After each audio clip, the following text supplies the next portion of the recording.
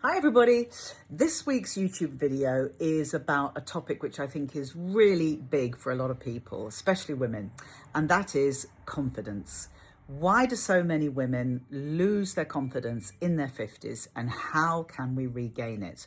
Well, I think it's really common, and I am emphasizing women here because there are so many pillars of tension that appear in your 50s. It could be the menopause, the perimenopause, your children leaving home, trying to get back into the workplace, your parents getting old. There are lots of things going on, and they can all make you feel just a little bit unsettled, a bit different, a bit less sure of yourself or sure of what you want in life. And all of these things just chip away at that person you used to know so well. And I think that there are many things that we can do to regain some of that confidence. And people often say to me, Ali, you seem so confident. You always just go and do what you want to do and you kind of go for it. And I would just say that I wouldn't regard myself as a supremely self-confident person. I was extremely shy, actually, when I was younger, and found it very hard to just go and talk to people and do stuff.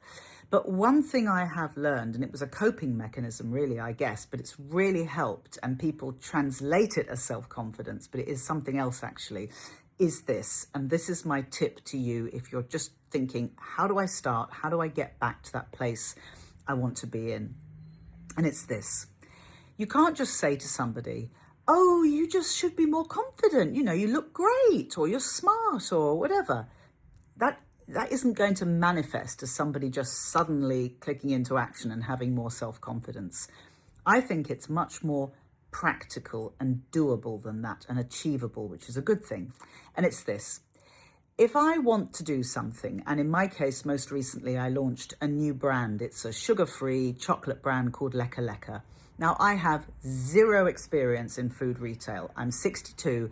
And at my age, most people would say, what on earth are you doing? Just have a cup of tea, calm down, and don't even think of it.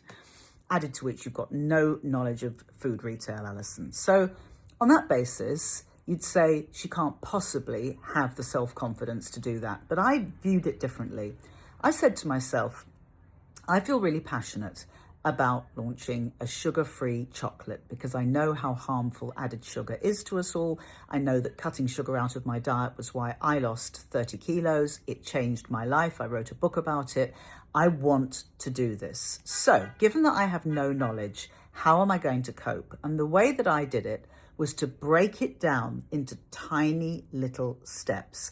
So I wasn't focusing on, I want to see my brand in wherever, say